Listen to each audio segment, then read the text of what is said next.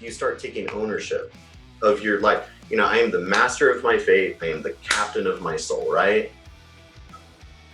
Amen, brother. I agree with you 100%. It's now more than ever, we need the message of taking ownership and responsibility, because if you're going to follow mainstream media and the government, they're going to tell you that it's not your fault and we're here to help you, and here, just follow these things that we're going to do for you. And it's not the way that we thrive. It's really setting yourself up for failure, not just with your health, but financially, with your relationships.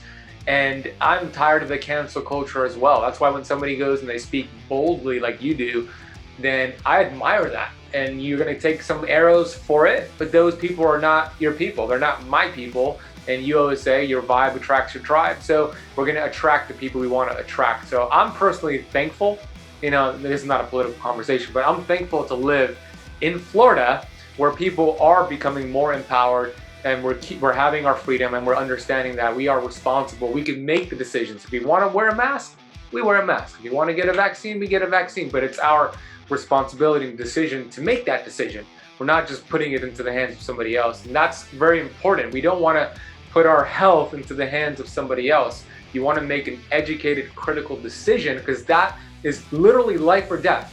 Making these decisions right now, whether you're going to get a vaccine, whether you're going to keep the mask on for extended periods of time, these are life and death situations.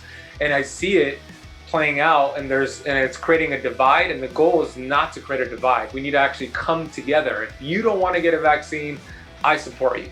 If you want to get a vaccine, I support you. If you want to wear a mask, vice versa, I support you. I'm not going to hate you because of your decision. I hope it's an educated decision, but I love you either way. I have friends and family who have completely different viewpoints than I do, and I love them either way. It's when we have this divide, this hate that is being fueled by the mainstream media, it's being fueled by the government. That's the problem right there. But we need to come together and support each other, because right now more than ever, we're seeing the biggest divide out there. There's nothing in between. There's just you're either this way or that way. We need to figure out, hey, maybe the truth is in the middle. Let's come together and explore that.